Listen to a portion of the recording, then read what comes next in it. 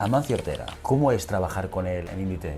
El señor Ortega es un señor muy discreto y es un señor muy práctico. Y yo recuerdo, ¿no? El señor Ortega venir directamente, ¿no? a vernos, y yo estaba con mi equipo, el equipo de formación. Bueno, ¿qué estáis haciendo, no? ¿Estáis haciendo la formación de encargadas? Venga, ¿no? Y el señor Ortega sentarse con nosotros a hablar, ¿no? de la formación de encargadas. ¿Cuánto de Amancio Ortega había en Inditex en ese momento? Inditex es toda la filosofía del señor Ortega, 100%. Filosofía de trabajo, de humildad, un respeto total y absoluto por el negocio. En Inditex nunca me podría imaginar que se utilizase la palabra fango para hablar de negocio. ¿Cuáles son aquellos consejos, aquellas prácticas que tú crees que ahora ya están caducas? Tenemos que dejar de ver el mundo, las herramientas desde nuestro prisma, que lo único que hacen es estar un poco perpetuando modelos y herramientas de recursos humanos, insisto, del siglo pasado. La evaluación del desempeño es una herramienta que se creó en el año 1920. El job description se inventaron en el 1922. Son herramientas que se inventaron en pleno momento de sociedad productiva. Entonces yo te puedo decir una cosa, el 75% de proyectos que se están realizando en las empresas son proyectos zombie. Entonces, claro, ¿qué sucede? Tú te puedes encontrar empresas que van apretando productividad. Entonces, ¿qué pasa? La gente acaba petada, entonces tienes rotación, el Glassdoor echando chispas, la gente súper cansada. Dos cosas que crees que tendríamos que dejar de hacer ya de manera urgente y dos cosas que deberíamos empezar a abrazar.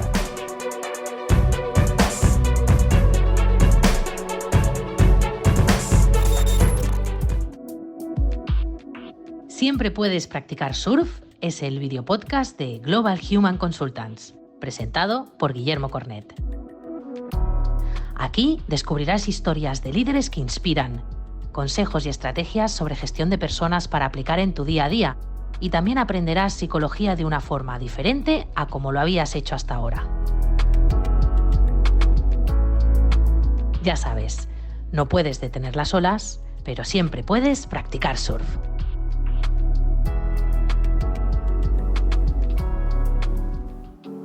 Hoy viene al podcast alguien que no necesita presentaciones muy largas. Si estás en el mundo de los recursos humanos y no sabes quién es Emma Giner, pues probablemente te estás perdiendo muchas conversaciones que remueven, que incomodan y que lo más importante hacen avanzar este oficio. Emma es una agitadora de conciencias organizativas, no edulcora, no se esconde. Cuando algo le parece rancio, lo dice. Cuando una herramienta de recursos humanos huele naftalina, pide que la llevemos al museo. Y cuando el sistema premia el postureo y castiga el pensamiento crítico, ella coge el micro. Nos hemos juntado para hablar de muchas cosas, de evaluación de desempeño, del rol de recursos humanos, de qué hacemos con el pasado. Así que esta entrevista no es solo una charla. Es un cruce de ideas, de visiones, de maneras distintas de mirar los recursos humanos y la gestión de personas. Y si estás cansado de entrevistas donde todo el mundo opina lo mismo, te prometo que hoy, como mínimo, abrimos debate. Bienvenidos y bienvenidas, esto es Siempre Puedes Practicar Surf. Emma Giner, ¿qué tal? Bienvenida. Un placer. Oye, muchísimas gracias por haber venido hoy aquí a nuestros micrófonos, a Siempre Puedes Practicar Surf para hablar. Quiero, antes de preguntarte y de pedirte que nos expliques un poquito más sobre ti, voy a hacer una intro para explicar a la gente cómo hemos llegado hasta aquí, porque tiene gracia la historia. Va, venga, sí, a mí es la primera vez que me pasa, ¿eh? No sé si te haya pasado a ti alguna vez. Pues la verdad es que para mí también es la primera vez. Siempre hay una primera vez para todo. Pues venga, vamos allá, cuéntalo. Pues mira, para que la gente lo sepa, Emma Giner y yo estamos aquí hoy sentados porque de hecho no nos conocíamos, teníamos algún conocido en común, que luego cuando hablamos dijimos, mira, tal persona que la conocía a ella y me conocía a mí, pero nosotros no nos conocíamos. Es verdad. Y todo viene a través de una serie de comentarios de LinkedIn, una publicación que hizo Emma de su blog, ¿vale? Del cual hablaremos hoy y que os invito a seguir en emmaginer.com. Y a raíz de sus comentarios, pues yo hice algún comentario en su post, ella me respondió y llegó un momento que dijimos, oye, esto es demasiado extenso para cubrirlo en LinkedIn, así que si te parece bien, ¿por qué no te vienes un día al programa? Hablamos de esto que es muy interesante, que son los temas... los temas candentes a veces de recursos humanos, ¿no? Sí. Y de los que se tiene que hablar, ¿no? Y lo compartimos. Y por eso estamos aquí hoy. Y aquí estamos, compartiendo. Exacto. Así que el formato de hoy va a ser un poquito diferente al que es habitual. Vamos a conocer a Emma, y que es parte del objetivo de la entrevista también, pero lo vamos a enfocar en algunos bloques específicos de temáticas de recursos humanos, o de gestión de personas, o llámalo como quieras, ¿vale? Para pues, ir profundizando y viendo diferentes perspectivas sobre algunos de estos aspectos, ¿vale? Perfecto. Pero antes de empezar, Emma, sí que nos gustaría que nos contases un poquito más sobre ti. Vale. Ya, como te he dicho, he hecho una pequeña introducción más curricular de dónde vienes, pero cuéntanos, Emma, quién eres tú, qué haces ahora, a qué te dedicas. Vale, yo cuento muy rápido. Yo vengo del mundo de la moda, de hecho me pasé pasé ahí pues como unos 20 años. En esencia soy traductora e intérprete. Esto es ese curioso. el origen. Sí, soy traductora e intérprete. Entré en el mundo de la moda en Mango en el siglo pasado, cuando Mango estaba empezando a hacer su expansión internacional y necesitaba gente con idiomas en el área de producto. Así fue como empecé. De producto pasé al equipo de internacional abriendo tiendas como formadora por el tema de los idiomas, y ahí ya puse un pie en formación. Y ahí estuve hasta el 2001, y en el 2001 empecé en Inditex. Estuve en Inditex del 2001 al 2016, empecé con Oysho, fue el startup de Oysho, una de las cadenas del grupo, que abrió precisamente en el 2001, ahí fui responsable de formación, de ahí pasé a Massimo Dutti, también responsable de formación hasta el 2007, de ahí pasé a Coruña, a la central de Inditex, y ahí fui la directora global de desarrollo para todo el grupo, y en el 2009 regresé a Barcelona para ser la directora internacional de recursos humanos de Dutti, una de las cadenas del grupo basada en Barcelona, y ese fue el rol que tuve desde el 2009 hasta el 2016.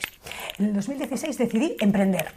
Muy bien. Sí, y la verdad es lo que hago pues actualmente. El año que viene cumpliré 10 años como emprendedora. Sigo considerándome una mujer de empresa porque paso mi día dentro de las empresas, y me defino un poco como, técnicamente me llamo, si entráis en mi LinkedIn veréis que mi descriptor pone People and Organization Shaker, porque básicamente es lo que hago. Yo llego, agito, ayudo al cliente a que se plantee cosas, a que modifique maneras, a que evolucione maneras, y me voy. Aunque luego siempre vuelvo si el cliente me necesita, evidentemente. No me defino como consultora, porque evidentemente hay gente que hace consulting y fantástico. Mi modelo es un poco distinto, ¿no? Yo normalmente ayudo a mis clientes, soy muy afortunada, tengo clientes fantásticos en todos los sectores.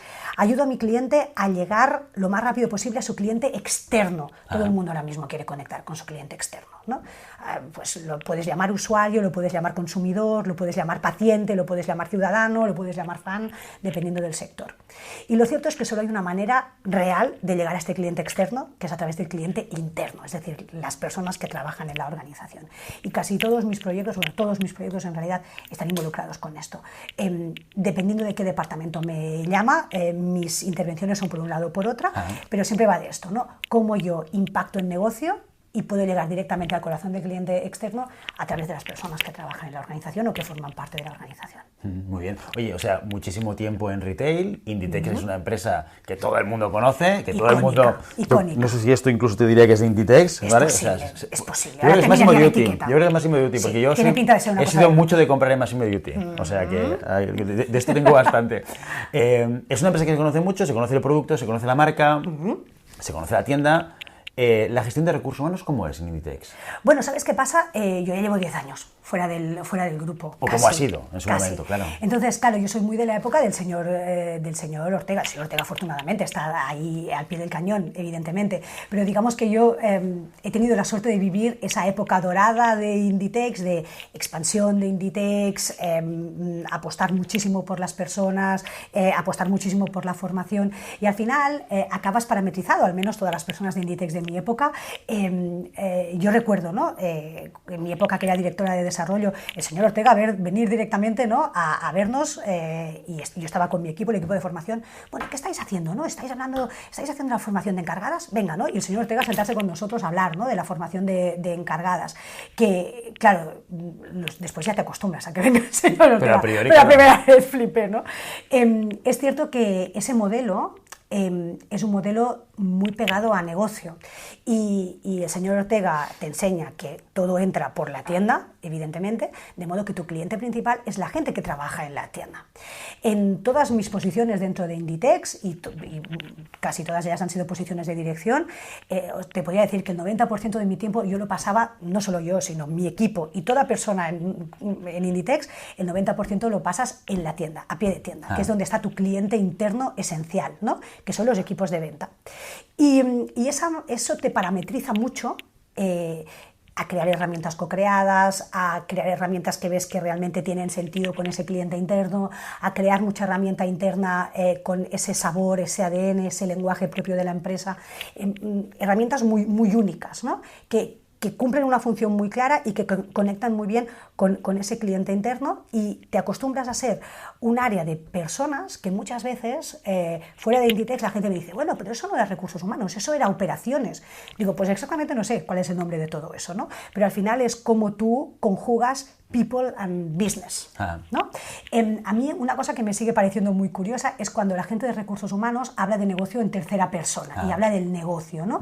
Y yo digo, bueno, es que en realidad recursos humanos somos negocio, ¿no? En este sentido, en mi cabeza no entra hablar de negocio en tercera persona. En realidad, negocios son personas, ¿no? Bueno, no lo decimos solo en Inditex, es una gran frase, ¿no?, del Simon Sinek, famosa, ¿no?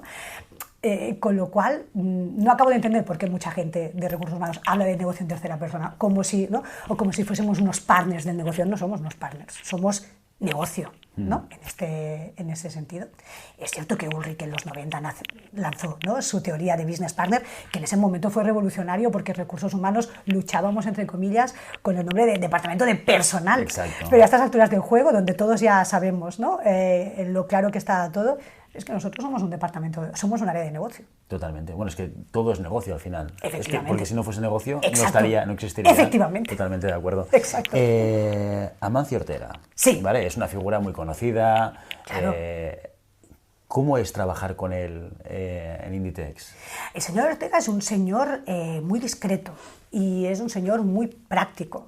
Y yo recuerdo, ¿no?, verle ahí sentado en el comedor, ¿no?, con toda la gente, y es alguien que te enseña mucho, pues eso, a amar el negocio, te enseña a trabajar de una manera muy intraemprendedora, ¿sí?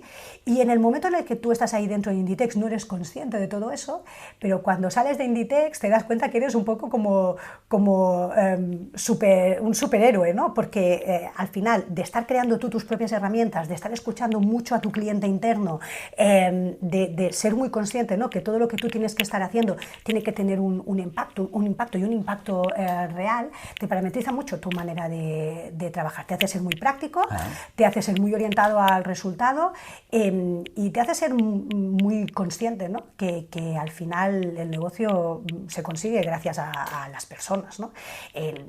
No es un mito. O sea, el señor Ortega llamaba directamente a encargadas de la tienda y a encargados para saber qué se vendía, para tener información esencial, para que la gente del departamento de producto pudiese estar reorientando colecciones. Entonces, bueno, el señor Ortega es un ejemplo muy claro de power to the people, ¿no? Y sí, me siento muy afortunada de haber podido formar parte de Inditex en esa época tan clave, y de haber podido estar filosofando con el señor Ortega de muchas cosas durante esa parte de tiempo, que tampoco hablaba con él cada día ni estaba siendo a su lado, evidentemente, pero recuerdo, ¿no?, todas esas interacciones que llegué a tener con él, pues como algo con muchísimo cariño, ¿no?, y con muchísimo aprendizaje sobre todo. ¿Cuánto de Amancio Ortega había en Inditex en ese momento? Es decir, ¿hasta qué punto y en qué medida lo que él marcaba de alguna manera, no operativamente me refiero, sino él hacía o extendía su manera y su visión de negocio? Es el señor Ortega. Inditex es el señor Ortega. Sí. O sea, podríamos cambiar el nombre y llamarle Amancio Ortega, ¿no? ¿no? Inditex, al menos en Inditex en mi tiempo, es el señor. Ahora no soy una insider de Inditex, evidentemente tengo ahí dentro muchísimos amigos, pero Inditex es toda la filosofía del señor Ortega, 100%. Filosofía de trabajo, de humildad, de un respeto total y absoluto por el negocio. En Inditex nunca me podría imaginar que se utilizase la palabra fango para hablar de negocio, como he visto que se utiliza en muchos otros sectores, ¿no? Que cuando hablas de la primera línea o del terreno hablas del fango, ¿no?, en algunos sitios. La trinchera. Yo había escuchado de la trinchera. El fango no, Inditex nunca en la vida, ¿no? O sea, todos los departamentos, de hecho, servicios centrales se llaman servicios centrales porque estás al servicio de la tienda, ¿no? Entonces, ese es el verdadero secreto de Inditex, verdaderamente, el entender esa integración horizontal, ¿no? Es decir, tú la estrategia la haces desde la base, no te planteas cosas que se hacen estratégicamente y luego se escalan, o no, se van bajando, se cascadean hacia abajo, sino que en realidad el negocio, la operativa, es el corazón de todo. Entonces, todo estaba integrado horizontalmente, ¿no? Estrategia, táctica, operativa. ¿Entramos en los bloques? Venga, va. ¿Sí? Venga. Vamos allá. Primer bloque. Venga. Me gustaría hablar sobre ese artículo que escribiste, bueno, que publicaste por lo menos en febrero. Este Sí, año, sí, Viejas sí. Glorias. Sí, Era el sí, título. que escribí, que publiqué, Exacto. sí. Y que nos contases un poquito cuál es tu perspectiva, qué es lo que significa para ti el concepto de Viejas Glorias. Vale, va, te cuento un poco a raíz que todos los posts que yo escribo están inspirados en cosas reales que me pasan y que yo me encuentro con mis clientes y con mi día a día. Entonces, claro, como paso mi día a día con clientes, pues claro, me pasa de todo y tengo, para escribir 50.000 entradas. Lo que me inspiró a escribir Viejas Glorias fue una realidad que me encuentro muchísimas veces, que es que muchos clientes, ¿no? Y muchas organizaciones tienen pues estos comités paralelos con consejeros externos, que, ¿no? Aparentemente está muy bien. Lo que es muy curioso, de todos modos, es que muchas de esas empresas, estos consejeros externos pueden ser las mismas personas que están en distintas empresas, ¿no? Y me las voy encontrando... Hay una profesión de consejeros. Exacto, ¿verdad? Sí. Exacto, ¿no? Y tal. Y acostumbra a ser también, muchas veces, te puedes encontrar determinados perfiles que corresponden a personas que estaban al frente de empresas que hace 30 años lo petaron, ¿no? Y respect por eso, y fantástico, ¿no? Pero claro, estas personas te las vas encontrando continuamente hablando de lo mismo y de las mismas recetas y con el mismo discurso y proponiendo los mismos proveedores y los mismos modelos que a ellos les funcionaron hace 30 y 40 años. Que insisto, respect por eso, pero es que ahora ya no es hace 30 o 40 años. No solo eso también, ¿no? Que evidentemente todas las voces son bienvenidas, pero muchas veces yo pienso, ¿no? Si determinadas personas que están en un comité de dirección de una empresa deciden montar un board paralelo o un comité con consejeros a nivel paralelo, ostras, búscate también un poco de diversidad, ¿no? Búscate diversidad de género, búscate diversidad generacional, búscate diversidad también de entornos y de tipos de empresa, para que esta diversidad también te pueda nutrir. Porque si tú al final te vas rodeando de perfiles que son clónicos y que encima continuamente están evocando cosas que les funcionaron en el pasado, es muy curioso porque muchas veces hablan de cosas que hoy en día ya no son ni legales, o sea, son prácticas que ya están prohibidas, ¿no? O hablan de modus operandi, pues que a lo mejor hace 40 o 50 años, en plan, pues a este le despides, y a lo mejor, pues sí, a lo mejor hace 40 o 50 años se podía despedir alegremente a la gente, pero hoy en día, no, ya no por despedir, ¿no? Sino también por un tema reputacional de la empresa, es en plan, a ver, vamos a ver. Hay que analizarlo mejor. Entonces, esto me llevó a escribir el artículo de Viejas Glorias. Entonces, que no tiene nada que ver con talento senior, que yo ya tengo 50 años y ya puedo considerarme talento senior, ¿no? No tiene nada que ver con eso, sino con ese tipo de perfil muy dinosaurio que continuamente está hablando de batallitas y de lo que hizo hace 40 o 50 años, y que muy bien, pero es que claro, no se puede estar viviendo del pasado eternamente, y menos hoy en día.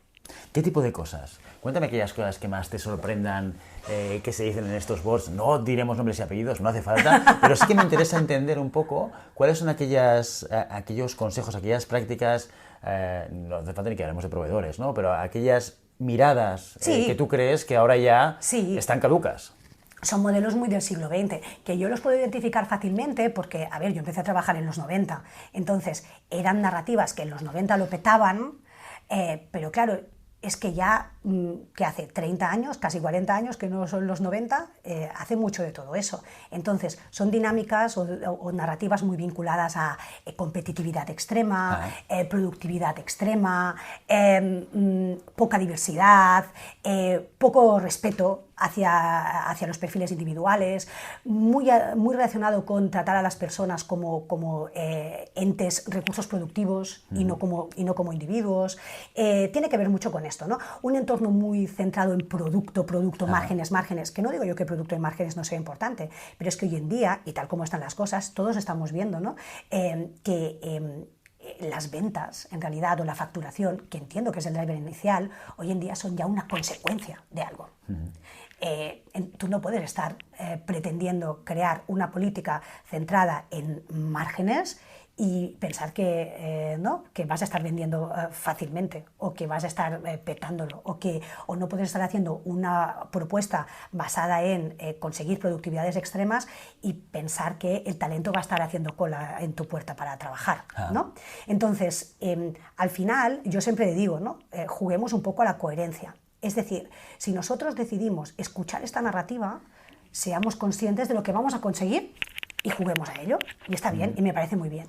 Ahora bien, lo que no podemos estar haciendo es prolongando una narrativa y un modus operandi del siglo XX y pretender ser una empresa relevante, o ser un top of mind de gente para trabajar, o atraer a joven talento, etcétera, etcétera, ¿no? Normalmente este tipo de empresas que están como muy ancladas, ¿no?, y escuchando los consejos de estas viejas glorias, al final todo el mundo luego me viene y me dice, no, bueno, más que claro, no viene gente joven aquí a trabajar, ¿qué tengo que hacer yo para hacer que venga gente joven a trabajar? Digo, no me lo preguntes a mí, yo tengo 50 años, a ver si me siento muy joven, pero, ¿sí? Digo, pregúntale a la gente joven por qué no quiere venir a trabajar. Es obvio que si tú no tienes gente joven a tu alrededor y la escuchas, es obvio que no vas a estar creando esta organización del siglo XXI, que es donde estamos ahora ya no estamos de los 90. Entonces, evidentemente, no hay que quitarles mérito a estas personas que en un momentum determinado lo petaron con sus organizaciones. Muchas de ellas ya no existen, o las compró un fondo, o lo que sea, ¿no? Entonces, oye, genial, damos las gracias a esta gente por su colaboración, a la industria o al mundo organizacional o lo que sea.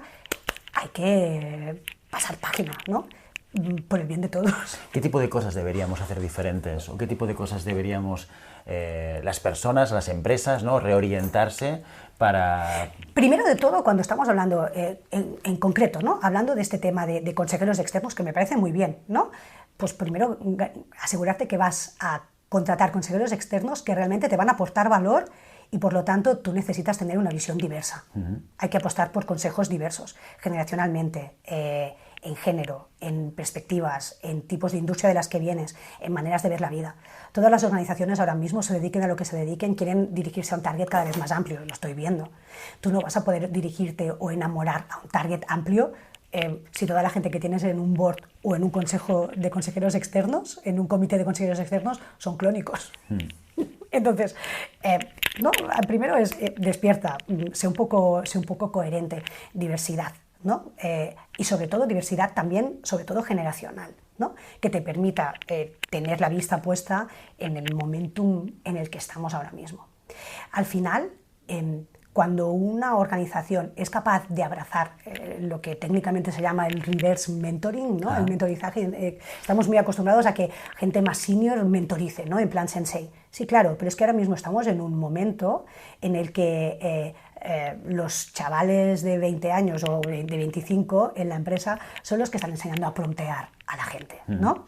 Entonces, oye, mezclémonos generacionalmente y oye, entre todos vamos a estar creando organizaciones que a nivel maneras de trabajar, metodologías, estándares, tonos, narrativas, podamos estar creando entornos donde todo el mundo tenga su lugar, ¿no? Porque al final, socialmente, todos tenemos que tener nuestro lugar, con lo cual en el mundo organizativo también. De acuerdo. Y a nivel de recursos humanos, ¿qué es lo que tenemos que hacer? ¿Cómo tenemos que hacerlo diferente? A ver, yo ahora no quiero actuar aquí como gurú ni como... Cada uno, esto es mi pura perspectiva, no, disclaimer. Total.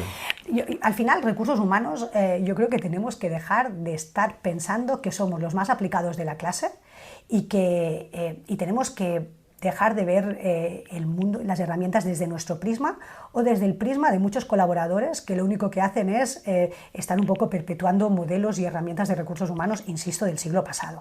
La evaluación del desempeño, siempre lo diré, es una herramienta que se creó en el año 1920. El job description o las descripciones de puesto de trabajo se inventaron en el 1922. Son herramientas que se inventaron en pleno momento de sociedad productiva, donde las personas éramos meros recursos productivos. Entonces, tú no puedes crear una empresa y hablar, ¿no?, de employer branding, employee value proposition, querer estar, ¿no?, en la cima de todas las certificaciones y de todos los premios y de tal, y estar manteniendo herramientas que defienden una narrativa totalmente opuesta.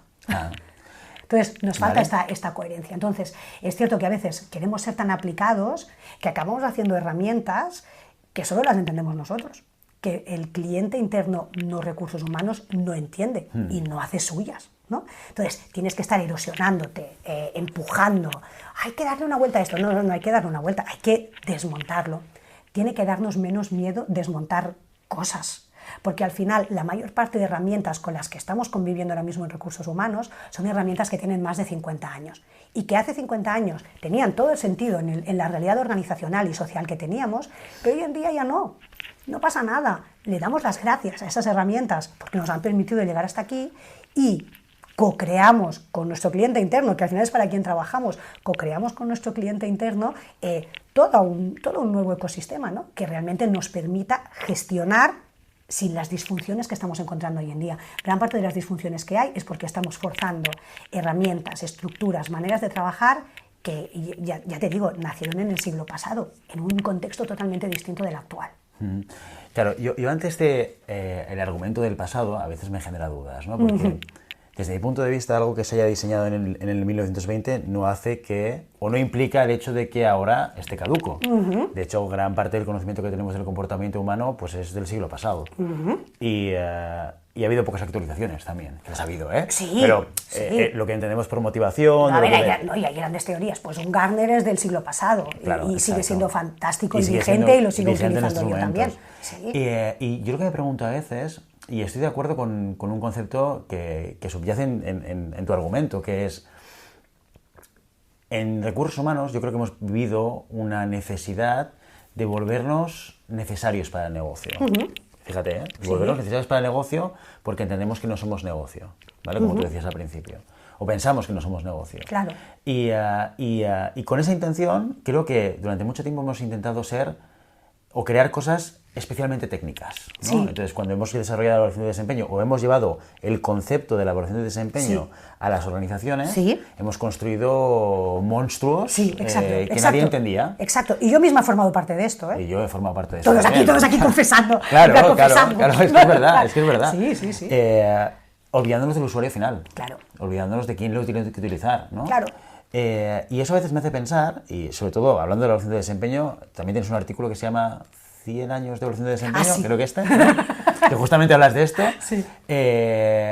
Yo creo que la evaluación de desempeño es un proceso que es muy válido a día de hoy todavía. Ahora bien, depende de cómo lo hagas. Claro. Y depende de la narrativa y depende de los nombres. Es decir, vamos para allá. Vamos por partes. Narrativa. Por partes. Exacto. Claro, ¿qué sucede? Yo siempre digo muchas veces, ¿no? Cuando estoy en mis sesiones, yo siempre digo, vamos a ver, es que muchos de vosotros tenéis implementada una evaluación del desempeño. No se trata de que ahora de golpe es, vamos a cargarnos todo lo que tenemos. No, pero tenemos que redinamizar la narrativa y evolucionar la narrativa. ¿El problema es la Ninebox? No, el problema no es la Ninebox. Yo, por ejemplo, soy una gran fan de la Ninebox. Y la Ninebox se inventó en el 75, si bien inicialmente no se creó para ser un mapa de talento, ¿no? Pero bueno.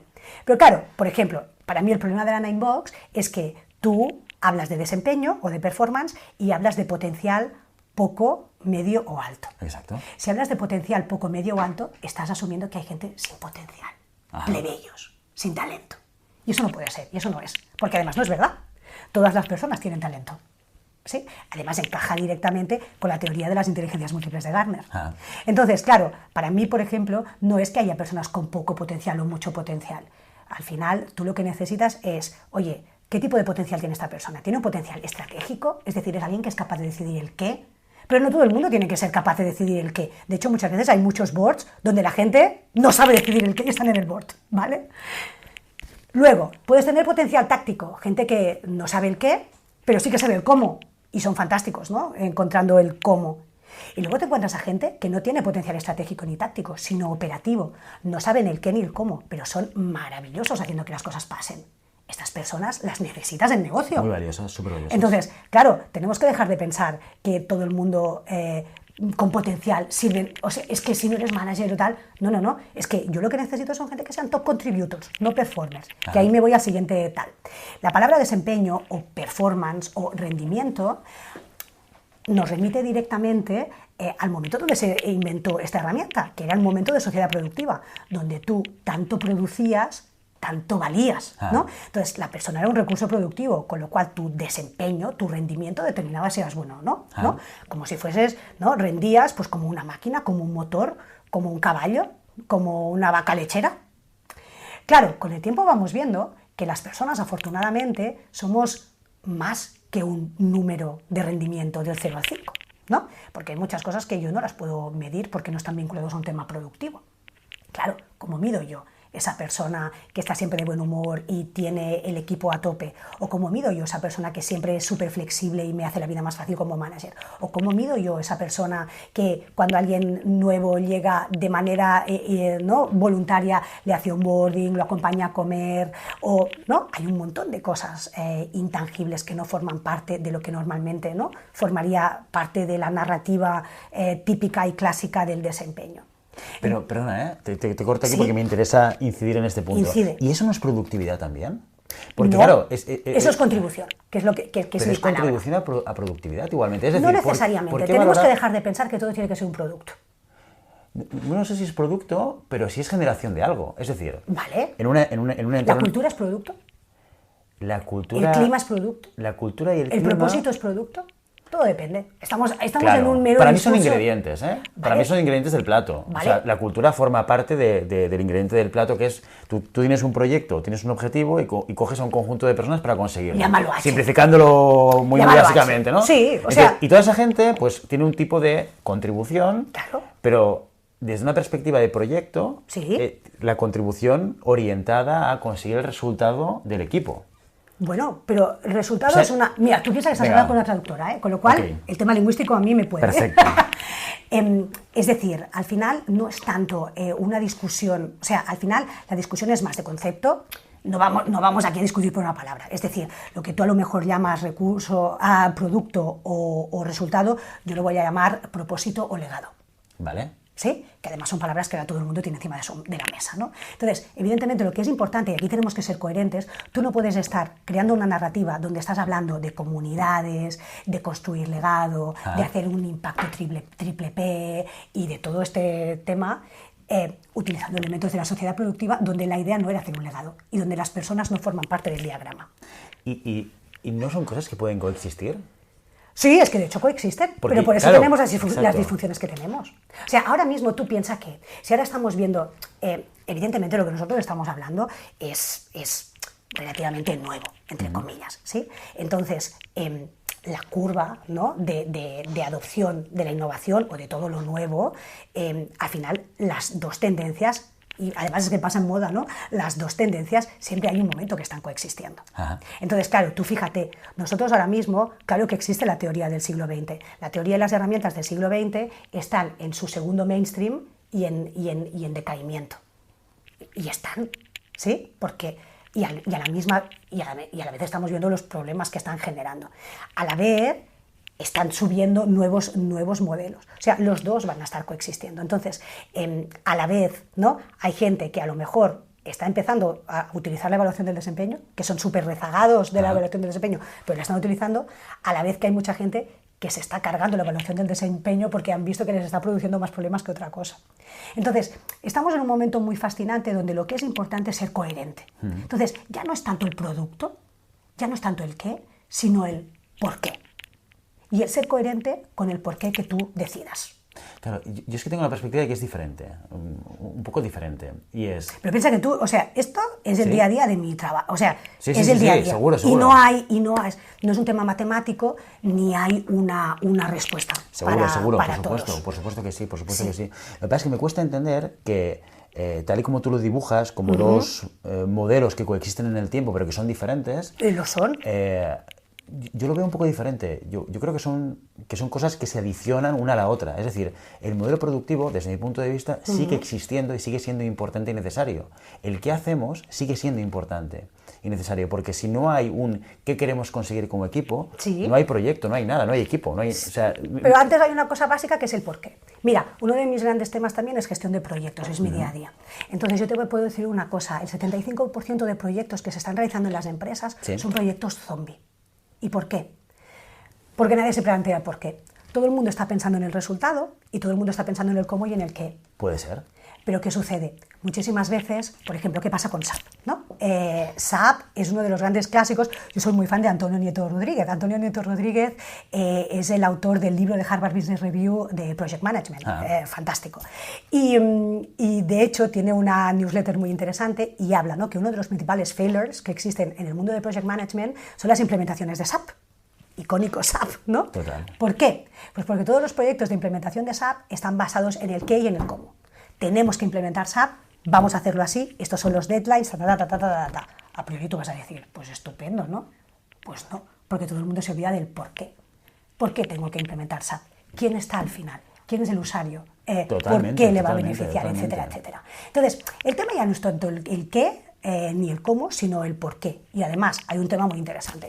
Tú imagínate, yo siempre digo lo mismo, mis clientes no son todas las empresas. Tampoco quiero que sean todas las empresas. ¿Por qué? Porque hay muchas empresas que están súper cómodas en el siglo XX. Y me parece genial si a ellos les funciona. ¿Sabes? Entonces, yo siempre digo, apostemos por la coherencia. Oye, ¿eres una empresa que estás cómoda en un modelo siglo XX, una narrativa del siglo XX y tal? Fantástico, adelante. Ahora bien, luego no te quejes de que no te viene la chavalada. Porque la chavalada, el modelo siglo XX no le mola.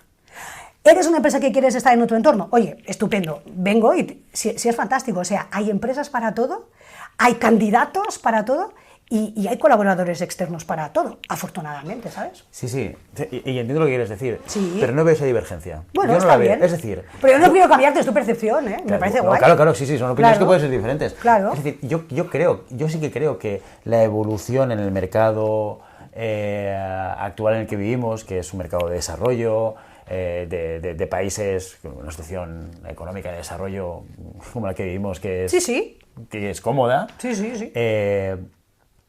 el foco de la razón de ser, del para qué hacemos lo que hacemos, es muy importante. Es muy importante para tener a la gente motivada, para tener a la gente enfocada. Se ha vuelto una asignatura necesaria en cualquier proyecto que tú quieras montar en Europa, en Estados Unidos. Sí, pero fíjate, el para qué no es el qué y el cómo. No, exacto, totalmente de acuerdo. Claro. Ahora bien, eso no niega el que el qué y el cómo también tienen que estar ahí. Tienen que formar parte de la ecuación. Sí, yo no digo que no tengan que estar, pero yo lo que pido es que seamos coherentes. Mira, pero ¿por qué son narrativas diferentes? Esto es lo que yo no entiendo del discurso. Es decir, porque yo puedo mantener una narrativa que es... Tenemos que entender la esencia, ¿no? Como en Global, que decimos, impulsamos el bienestar de las personas en las organizaciones. Esto es el statement y un poco el para qué estamos donde estamos. Vale, y yo te preguntaría, este statement me parece guay, pero para que la propuesta de valor sea completa, yo te diría, vale, ¿para qué? ¿Todo esto para qué? Impulsar el bienestar de las personas en las organizaciones, ¿para conseguir qué? Para conseguir que la gente tenga un proyecto profesional adecuado a lo que está buscando y una empresa que tenga la gente adecuada para conseguir su objetivo empresarial. Vale, pues está genial. Mira, pues este es el para qué. Este es el para qué. Ahora bien, detrás de este para qué, debajo de este para qué, tenemos que tener el cómo y tenemos que tener el qué, que son también muy relevantes. Sí, claro, pero si no te digo que no. Aquí el discurso que estamos teniendo es... Entonces no es divergente, no son cosas diferentes. No, o sea, ya te digo, son temas de narrativa, entonces cada uno vamos a tener un approach distinto.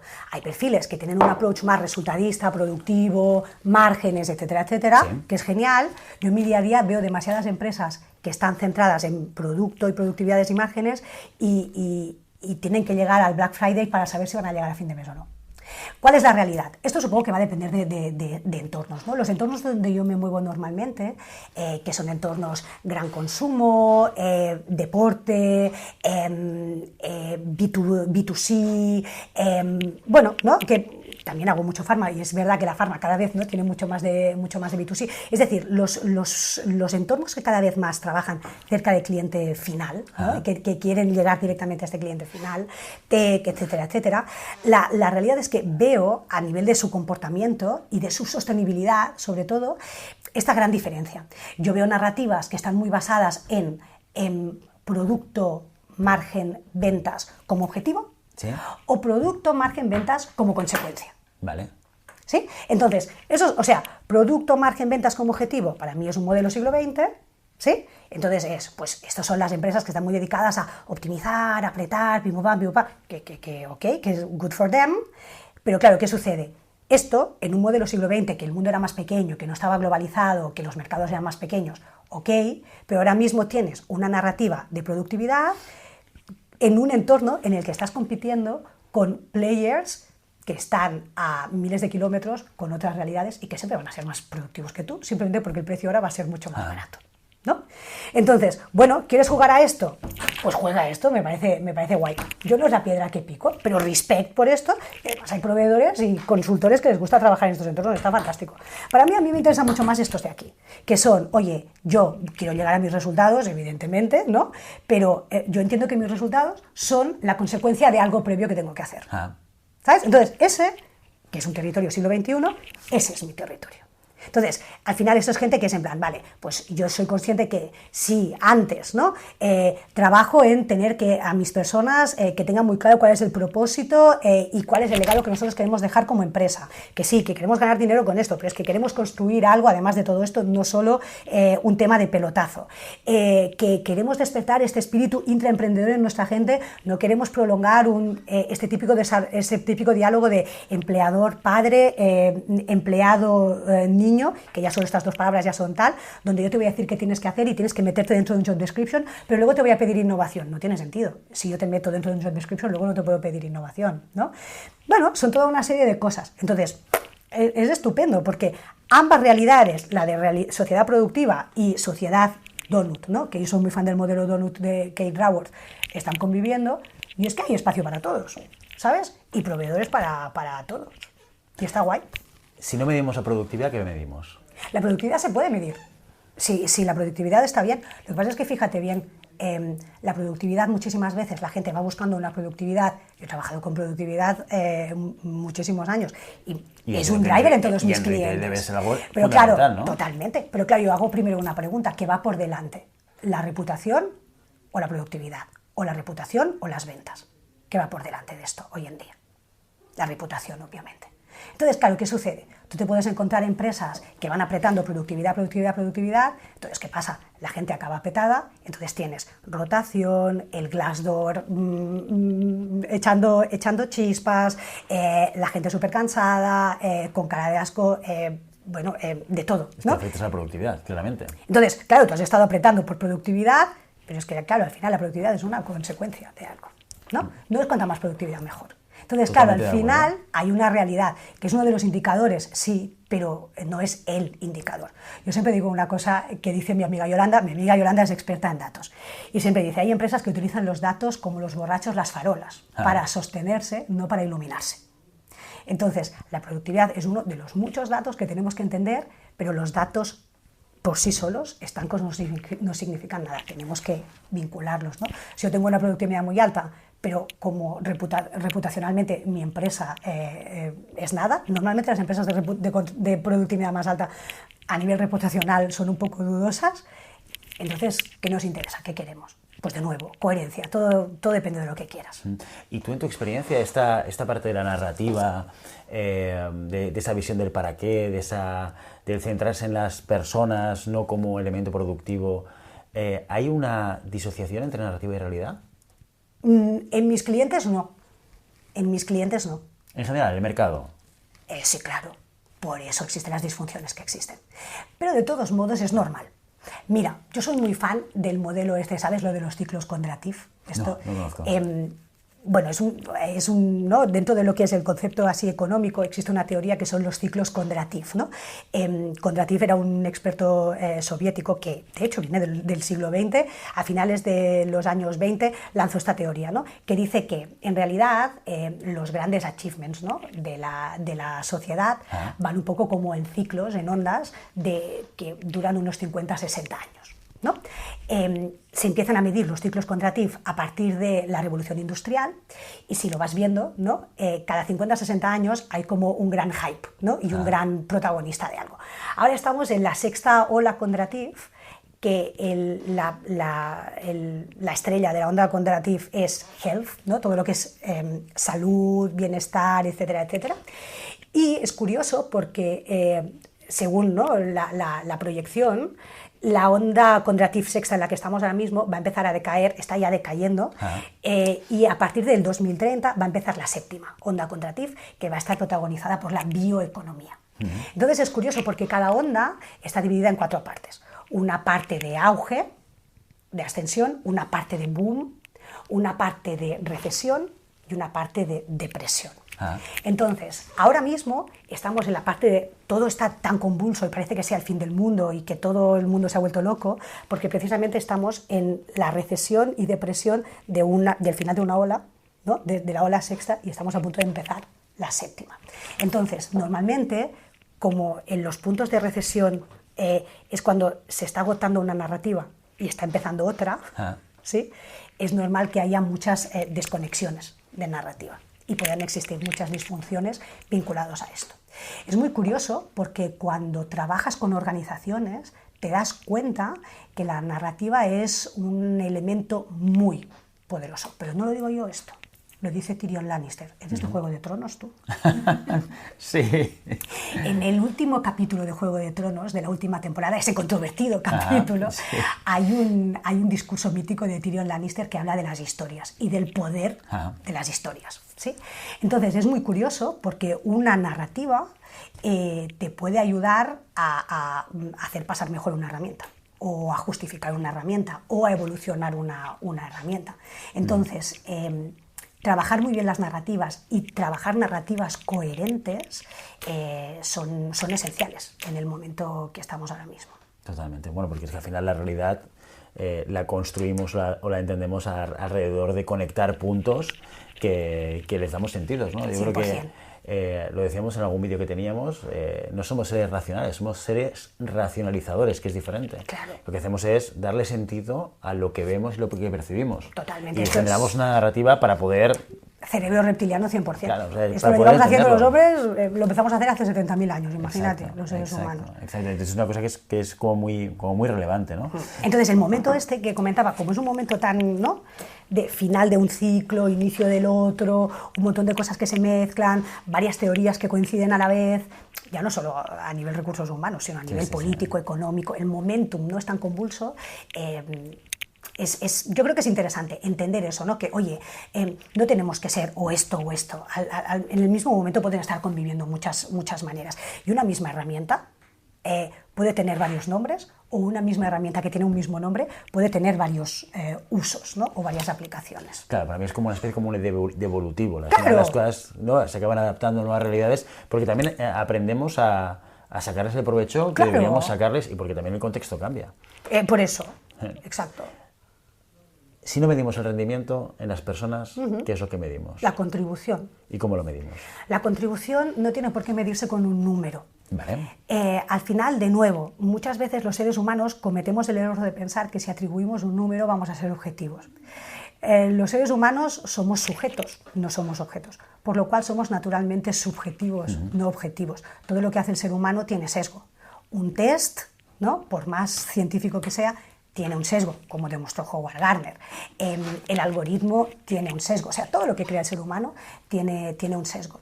Entonces, muchísimas veces, ¿no?, cuando tú utilizas, pues eso, ¿no?, la evaluación o lo que sea, pues este es un 5, pues este es un 4, no, pues es un 3.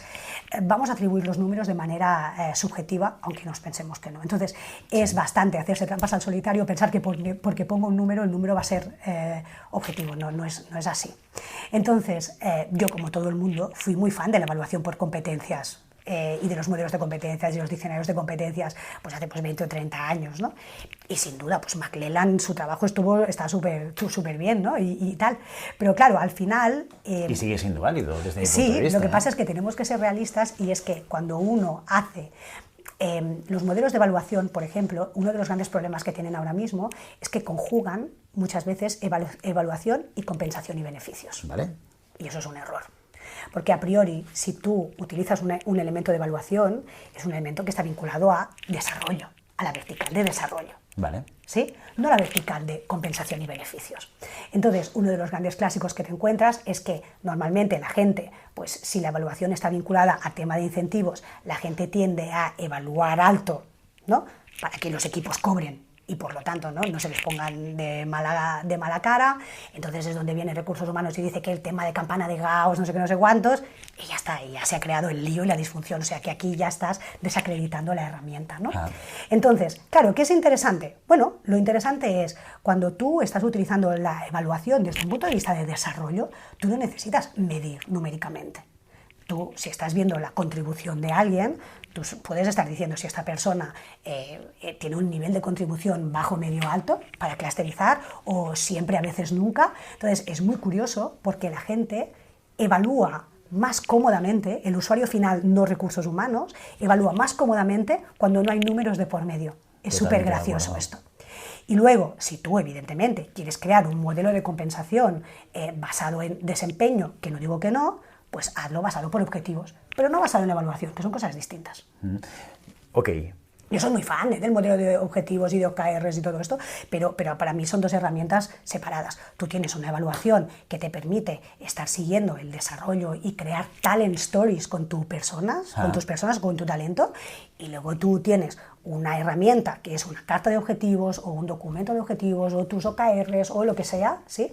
que es productivo. Y ahí sí que está vinculado a, oye, lo haces, qué nivel tienes, entonces, si tú quieres crear un modelo de retribución basado en eso, genial, pero no mezcles cosas porque son distintas. Pero yo creo que todo está, claro, en recursos humanos el problema seguramente es que todo está muy conectado, claro, al final. Sí, claro. O sea, sí, claro, pero para eso estamos nosotros, para ayudar a la gente a... Totalmente, a conceptualizar. Claro. Yo estoy muy de acuerdo, yo creo que son mensajes que hay que transmitir con mucha claridad, porque si no... Claro. Nosotros llevamos muchos años en recursos humanos y ya la narrativa o las palabras o los conceptos los tenemos claros, pero la gente no. Claro. ¿no? Y ahí estoy de acuerdo en que hay que ser muy claro en la separación de los diferentes procesos, porque la gente los mezcla continuamente. ¿Por qué? Porque tampoco tienen la formación ni la experiencia para y heredas la diferenciarlos. herramienta, y como la has heredado así, dices, ay, le tengo que dar una vuelta a esta evaluación. Y te crees que darle una vuelta es ponerle unos logos chulos o digitalizarla. Claro, que es un gran clásico, ¿no? Muchas veces, ay, hemos creado una gran novedad, hemos digitalizado la evaluación. Bueno, a ver, que tú tengas un software, o sea, que esto lo tengas en un formato software, es lo mismo. Pero yo creo que lo que confunde confunde mucha gente, muchos clientes, que piensan que lo importante es la herramienta. No. Yo cuando me enfrento, yo sigo implementando evaluaciones de desempeño. Claro. Mejor, mientras me paguen, pero mejor, así tú tendrás tus clientes y yo los míos. Claro, es fantástico. detrás mío vas tú. Estoy encantado, pero luego voy yo ya. Exacto, pero fíjate que el problema, o uno de los retos que yo tengo cuando yo me siento con un cliente y intentamos implementar un sistema que ayude a generar ese proceso de feedback, de desempeño y demás, yo les digo, el proceso no es importante. Eso es lo que intento transmitirles, que eso que no, lo que a priori no ven. Claro. Digo, el proceso no es importante. El proceso... La narrativa, ahí tienes que inventarte una historia. Exacto. Y claro, yo les digo, y el proceso lo podemos dibujar de 1000 maneras diferentes. Claro. ¿Sabes? O sea, y podemos ser... Y herramientas, y yo he sido de los que he defendido el diccionario de competencias detallado hace muchos años de esto. Ay, sí. Y ahora me lo cargo. Sí. Claro, y ahora me lo cargo. ¿Por qué? Porque, tú también. Claro, ¿Ves? Porque no es útil para el usuario. Date 2 años. Yo estoy de acuerdo contigo. En 2 años te has cargado el desempeño. ¿Sí o qué? Te lo veo. Bueno, mira, que te brillan los ojos. No saques la bola de cristal, no saques la bola de cristal. Pero sí que es cierto que... El ciclo Condrativ dice que te vas a sacar. Sí, no, oye, estoy en la parte de abajo. Ahí está, ya te está sacando. El tema es que... nos hemos olvidado del usuario, entonces, claro, cuando yo me enfrento a esto les digo, mira, el proceso no es importante, olvídate, o sea, lo vamos a dibujar como queramos, decidiremos pero no es importante. No. Esto es una herramienta y el software es importante, está bien, o sea, digitalizar está bien, te va a facilitar, tal, no es la clave. Claro. La clave es que tus jefes de equipo sean capaces de identificar qué es lo que hace bien la gente, qué es lo que tiene que mejorar, y sea capaz de explicarlo. Claro. De manera muy simple, y tu misión que es la base. Es crear una herramienta que sea fácil de abrazar y que esta gente no tengan que dejar su operativa diaria para hacerlo. Que sea facilitadora. Pero claro, si les damos esas... ¿no? Exacto. El lenguaje de competencias, con mucho cariño, yo también he sido muy fan, pero el lenguaje de competencias es algo que entendemos nosotros. La gente en los recursos humanos le toca un pie.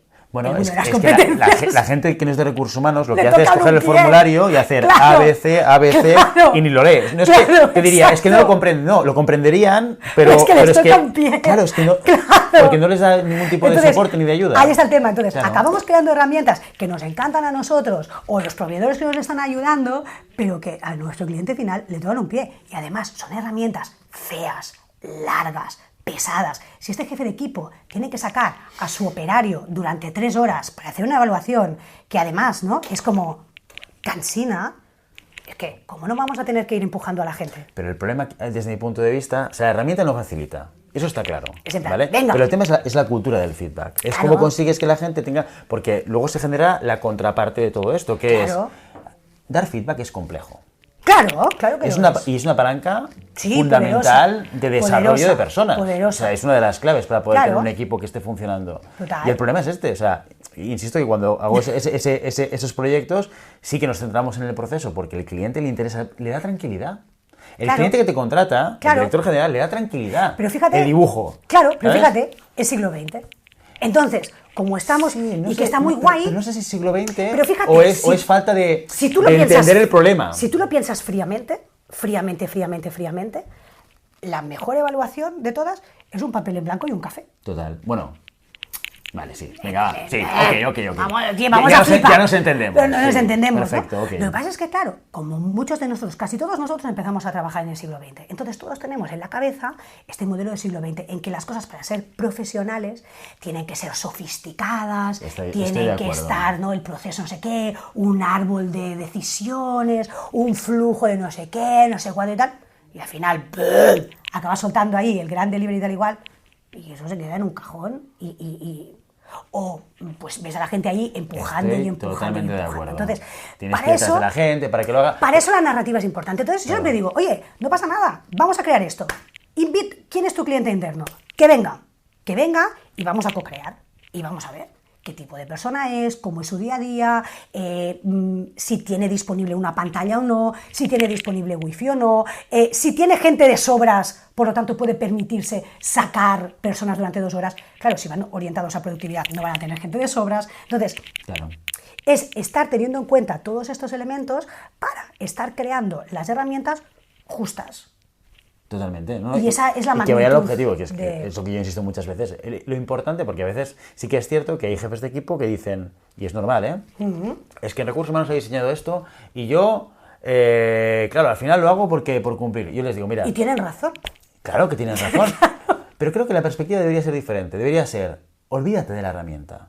Claro, Piensa en la esencia del proceso. ¿Cuál es la esencia del proceso? Que yo me siente con una persona una vez al año y haga balance. ¿Qué hay de malo en eso? nada, pues ¿Eso es útil?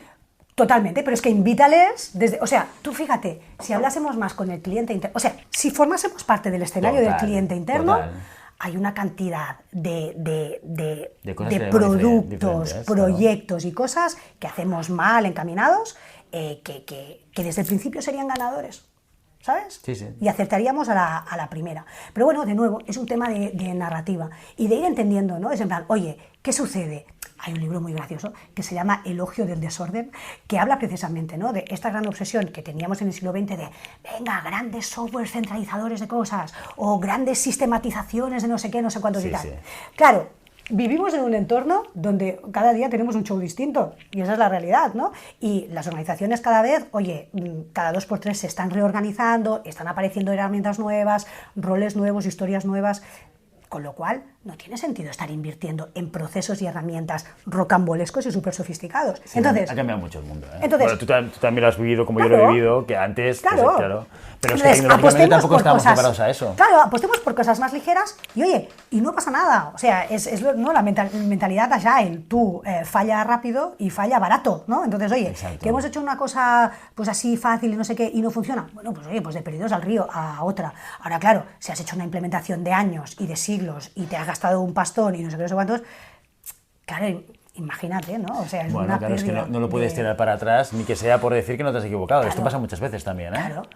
Y así están las cosas. Bueno, claro. Es que la vida es un poco compleja a veces. Ay, ¿no? amigo. Es un poco compleja. Si lo pudiésemos arreglar todo aquí en este podcast, Exacto, imagínate. sería muy fácil. Sería total. Rendimiento compensación. Va, Venga, porque yo siempre tengo el tema en la cabeza de la postura que yo también comparto desde la perspectiva, si quieres, de la narrativa. Venga, ¿vale?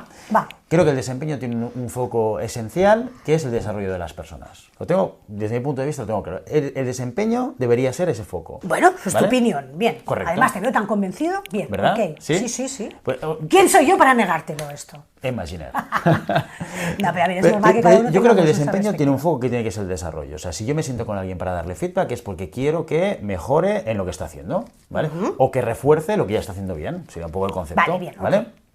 ¿Qué es lo que pasa? ¿Esto tiene que ir vinculado a la compensación? De manera directa no, porque entonces contamino esa conversación. Si yo me siento contigo y estamos pensando en qué te va a dar la compañía posteriori, esa conversación ya no es de desarrollo. Es una conversación de cómo consigo que tú te lleves el incremento que yo creo que te lleves. Entonces contaminamos toda esa conversación y ya no tiene sentido. Ya está.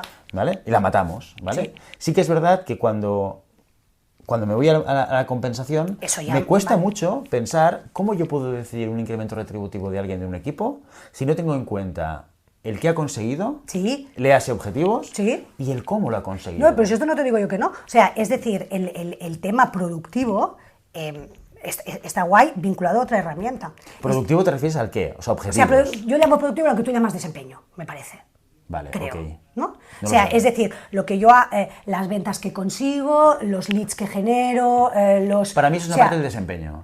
Por eso, entonces, para mí eso no forma parte del desarrollo, sino que yo puedo vincularlo a un documento de objetivos o OKRs o lo que sea, que es un documento vinculado a aspectos más productivos o de desempeño, que yo esto sí que lo puedo vincular a un tema de compensación y beneficios si yo lo que quiero es estar retribuyendo por objetivos. Eso sí. Pero ¿no crees que también es importante tener en cuenta el cómo hace las cosas la gente? Porque para mí son dos temas que es importante tenerlos en cuenta. Esto para mí es una consecuencia. Entonces, yo voy... es una consecuencia tangible. Lo que pasa es que a veces no, ¿eh? Es decir... Dime un caso en el que no. Por ejemplo, yo puedo tener una persona dentro de mi equipo que esté desarrollando una serie de habilidades que le ayuden a mejorar su desempeño en sus responsabilidades o a generar mejor ambiente, como tú decías antes, ¿vale? Y eso no necesariamente está impactando directamente a los objetivos que le he marcado este año. A los objetivos de producción no, pero le puedes marcar otros. Claro, si en esos objetivos le pongo objetivos Sencillo. cualitativos. No, es muy sencillo. Es muy sencillo. Venga, va. Cuando están estas realidades en las que tú estás desarrollando a alguien para ver si tiene... Imagínate, esto puede pasar. Tú tienes a alguien con un potencial operativo. ¿Sí? Vale. Entonces, tú quieres estar viendo, y esa persona es fantástica y es un top contributor y podría estar ahí siempre, ¿vale? Con lo cual, fantástico, porque tú necesitas top contributors a nivel operativo, que es el nivel primera línea. O sea, gente que hace bien su trabajo. Vale, me voy a la tienda Zara, voy a la tienda Zara, ¿vale? Para verlo bien. Yo tengo un perfil operativo que es una vendedora de una tienda, ¿sí? Entonces, yo, evidentemente, para que una tienda Zara venda, son las vendedoras las que venden. Si yo no tengo vendedoras brillantes, una tienda Zara no vende, ¿no? Entonces, para mí una posición de vendedora top contributor es esencial, ¿sí? Súper esencial. Imagínate, con lo cual yo puedo estar haciendo toda mi carrera, o sea, no me considero menos por ser vendedora, porque es la clave del business, ¿vale? Bien. Imagínate de todos modos que yo esta vendedora quiero ver si tiene un potencial, o sea, ahora mismo es potencial operativo, pero yo intuyo que puede tener un potencial táctico, ¿vale? ¿Sí? Es decir, que tiene atisbos de tener potencial de el cómo.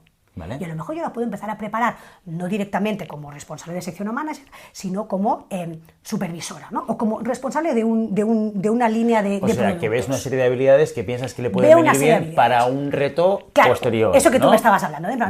Vale. Entonces, ¿qué voy a hacer entonces con esta persona? Para poder crear un entorno retributivo ad hoc a todo esto, porque lo que ella va a estar desarrollando son temas más vinculados con soft skills y tal. Le voy a dar una misión.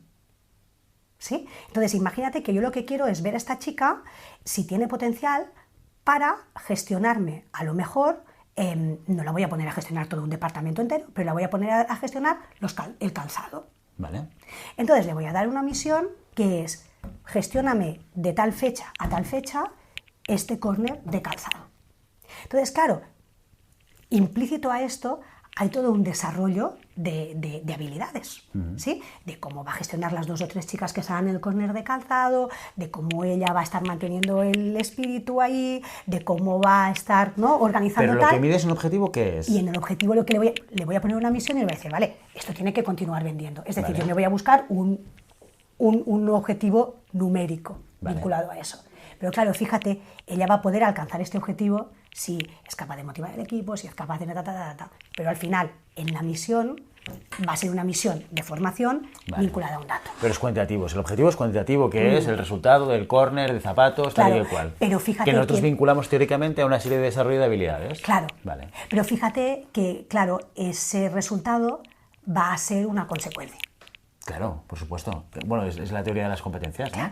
Entonces, al final sí que es verdad que en retribución lo tenemos en cuenta todo. Sí, no, a ver, la retribución es una consecuencia. Es decir, eso es lo interesante. Es decir, cuando yo soy capaz de estar creando un modelo, lo que pasa es que, cuidado, de nuevo, para crear un modelo de compensación y beneficios, un modelo de rewards coherente, de nuevo, yo tengo que conocer muy bien el trabajo. Que esto no pasa nunca, o casi nunca. Normalmente todo lo que son los objetivos te vienen de un departamento financiero y tal, que no necesariamente conoce el trabajo de esas personas. Yo personalmente soy muy fan de hacer un ejercicio con la gente que se llama job crafting, ¿no? Soy muy fan del Canvas Business Model. Entonces, claro, yo lo aplico como emprendedora a mi modelo de negocio 2 veces al año. Pero claro, yo siempre pienso que si queremos que la gente piense como intraemprendedores, claro, tú no puedes hacer que una persona sea innovadora y no sé qué y no sé cuántos, dándole un job description y diciéndole métete ahí. Además, los job descriptions acostumbran a estar siempre muy desactualizados. Entonces, a mí me encanta decirle a la gente, este es tu Canvas Business Model, descríbeme tu rol, empezando por la propuesta de valor. ¿Cuál es el porqué de tu rol? Y entonces, a partir de aquí, ¿quién es tu cliente interno? ¿Quiénes son tus partners? ¿Cómo te relacionas? ¿Qué actividades haces? O sea, todo el Canvas hasta que llegas al final.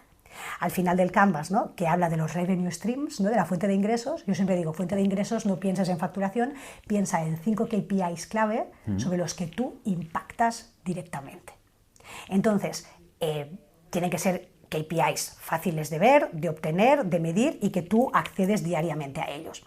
Entonces, claro, y que tienen que ver con tu propuesta de valor. Entonces es muy guay porque cuando haces este ejercicio, automáticamente la persona ya te está proponiendo sus objetivos. Entonces, tú ya creas un modelo de objetivos co-creado con esa persona. ¿Y esto no es lo mismo con los job descriptions? Tal y como me lo estabas explicando, digo, ¿qué diferencia hay? Aparte de que le cambiamos el nombre y le cambiamos el formato, el contenido me parece muy similar. Es distinto. Primero, las job descriptions normalmente no las hace la persona en primera persona. Viene alguien y se la hace. Bueno, depende. Normalmente es así. Depende. Yo todos los proyectos que he hecho... Maravilloso, pues muy bien hecho. No. Y luego... Quiero decir que pueden ser realidades diferentes. Pues muy bien, muy bien. Y entonces, pero vale. Normalmente, ¿qué sucede? Como es un modelo antiguo, pues viene alguien, te entrevista, escribe un no sé qué, lo pasa tú +1, el +1 lo valida, el no sé qué, no sé cuánto, total, cuando la job description está ya revisada, ya está obsoleta. Porque es la realidad. Entonces, luego hay otro tema. ¿Y no pasa lo mismo con el...? Con el job crafting no, ahora te diré por qué. Vale, ¿por qué? Las job descriptions, además, si tú miras una job description, el 80% de una job description son las tareas.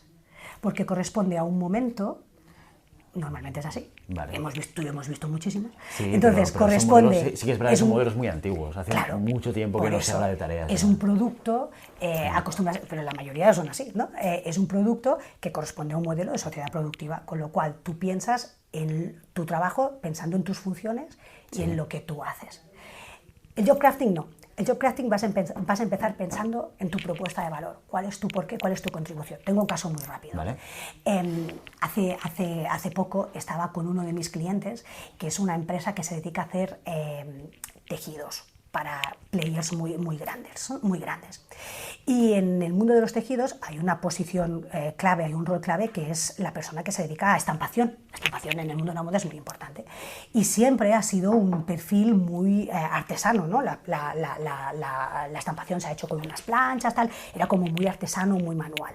Evidentemente, la estampación, como tantas y tantas cosas, se está digitalizando. Entonces, en esta empresa tenía al responsable de estampación hundido en la miseria porque estaba, ¿no?, habían digitalizado la estampación y él se sentía inútil. Y yo le decía, fulanito, no. O sea, el porqué de tu trabajo, que es conseguir estampados molones para que tu empresa siga siendo top of mind de todos los principales players de moda y os sigan contratando, el porqué de tu trabajo sigue siendo el mismo. Claro. Lo que está cambiando son las tareas y el cómo. Claro. Entonces, claro, cuando la gente, ¿no?, es capaz de hacer su job crafting o su role profile, o lo puedes llamar como quieras, pero ellos, ¿no?, la gracia del Canvas es que es lo suficientemente simple como para que una persona lo tenga hecho en una hora. Yo hago esto tanto con perfiles de estrategia como de táctica como de operativa. Es muy curioso porque normalmente un job crafting me lo hacen mejor los perfiles de operativa y de táctica que los de estrategia. Normal. Pues más complejo. Esta parece que la operativa es más tangible lo que Pero no hacen. me digas que no es preocupante, porque claro, No, si bueno, la clave... no sé si es preocupante o no, sí que pero lo es. lo entiendo, lo comprendo. Vale, pero fíjate, si el punto de partida es el por qué, si los equipos de estrategia, que son los que trazan el porqué de la empresa, el por qué no lo tienen claro, mal asunto, compi. Es verdad, tienes toda la razón del mundo, pero es Oye, mucho más gracias. complejo. Vale, entonces, ahí está el tema. Entonces, son un poco las grandes diferencias, ¿no? Lo que es interesante, de nuevo, es cómo vamos utilizando herramientas. Al final, un Canvas Business Model lo crea en el 2009 Alexander Osterwalder para crear empresas. Pero claro, tú lo piensas fríamente y qué diferencia hay entre crear una empresa o crear tu rol o hacer un update de tu rol. Lo gracioso también del Canvas es que yo lo utilizo con muchísimos clientes y en distintos entornos. Entonces, al ser una herramienta tan amigable para el final user, en este sentido, tú además también la puedes actualizar.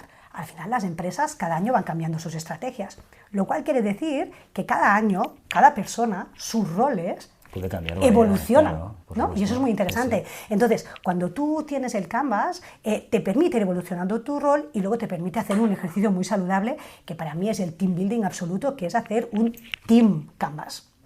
La gente hace team buildings y me parece muy guay lanzarse en paracaídas y hacer cosas de estas y fantásticos, que yo soy la primera que me apunto a un bombardeo.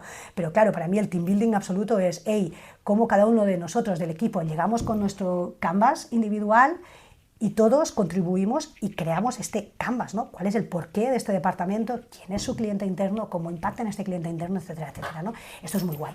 Entonces, claro, te ayuda a crear, claro, te da una visión muy clara y realmente hace que la gente saque su espíritu intraemprendedor, ¿no? No queremos empoderar a nuestra gente, ya sé que es un verbo muy manido, ¿no? Pero no queremos que nuestra gente esté empoderada y no queremos que nuestra gente innove y todo esto.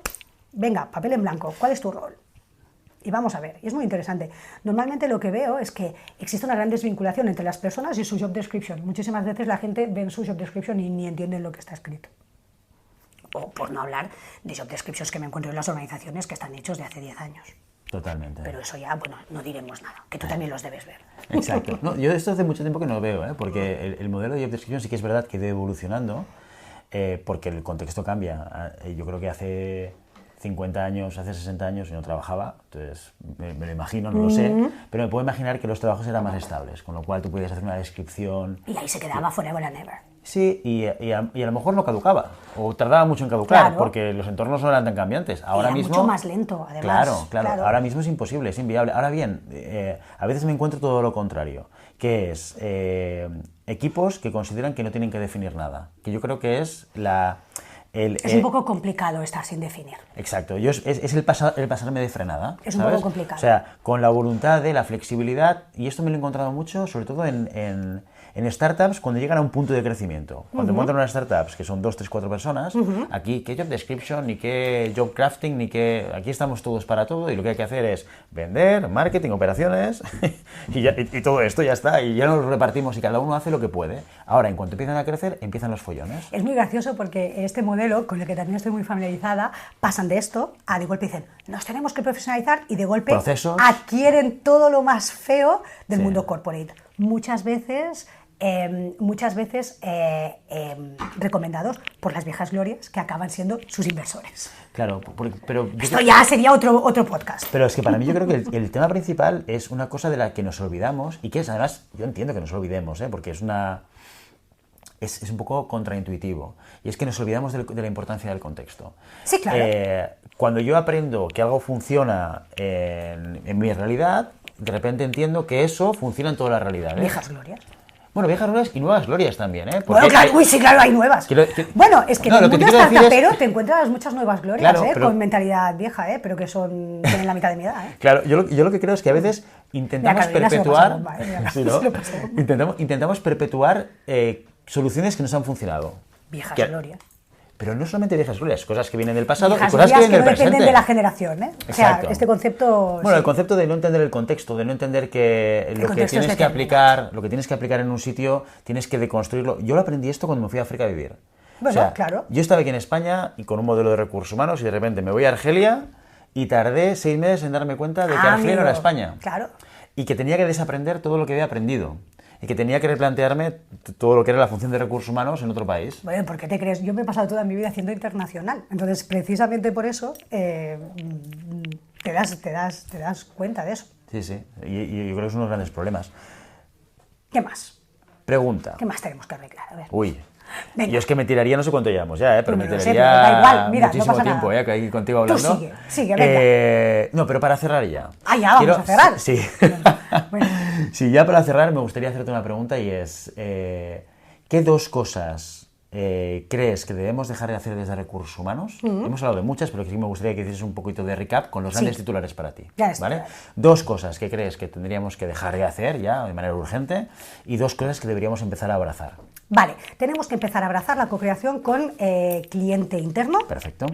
Y tenemos que dejar, o sea, tenemos que ser un agente de, o sea, tenemos que dejar de ser ajenos al negocio. O sea, la gente tiene que dejar de decir, uy, están aquí Recursos Humanos, ¿a quién van a despedir? Ah. Ahora te he dicho dejar de hacer. Ah, no, estoy mezclando dejar de hacer y hacer. Bueno, es decir, tenemos que co-crear con cliente interno ¿Sí? y tenemos que entender que somos negocio. O sea, somos negocio. O sea, tenemos que estar en negocio. Y cuando hablo de negocio, hablo de la primera línea. En la primera línea es donde tenemos el porcentaje de cliente interno mayor de la organización.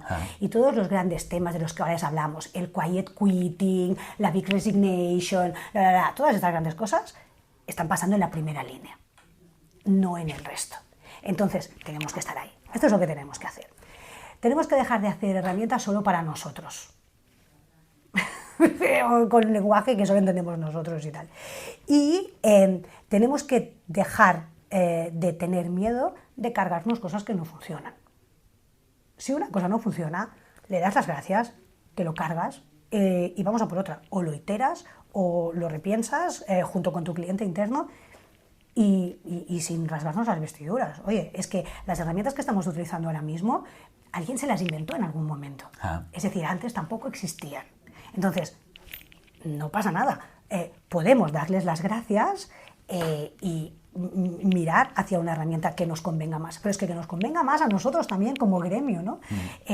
Si tú entras y miras, ¿no?, la cantidad de memes y de GIFs de risa que hay a costa de recursos humanos, ostras. ¿Y tú crees que eso se va a acabar algún día? ¿Por qué? Bueno, pero es que de momento hacemos números para que sigan perpetuándolos, ¿eh? Porque, claro, yo los voy leyendo y yo, es que la mayoría digo, tienes razón. Entonces, oye, seamos un poco conscientes, hagamos un poco de social listening de lo que se dice de nosotros y aunque solo sea por eso, apliquémonos un poco el cuento, ¿no? Yo creo que como gremio nos lo merecemos. ¿No piensas tú esto, Guillermo? No lo sé, el tiempo lo dirá, supongo. Ya lo veremos. Oye, y the last but not the least, ¿a quién te gustaría que invitásemos al programa? Ay, ¿tiene que ser emprendedor o tiene que ser Tiene que ser cualquier corporate? persona que podamos invitar. Pues quieras. mira, puedes invitar a David Cantallops. David Cantallops, mira que suena mucho. Cantallops actualmente es el dire de People de Uriac. Ah, por eso me sonará. Sí, fuimos compis en Inditex. Él también tuvo una época de emprendedor en medio y es un perfil que también te va a dar mucho juego. También le gusta mucho hablar. Genial, súper. Ya verás, y dice muchas cosas muy interesantes. Muy bien. Emma, muchísimas gracias por venir hoy Un placer. al programa, por charlar, por debatir y por contarnos tu punto de vista y tu perspectiva sobre... Un placer, faltaría el más. mundo de Gracias por las relaciones invitarme. Gracias por invitarme. personales. Muchas gracias. Muy bien, súper.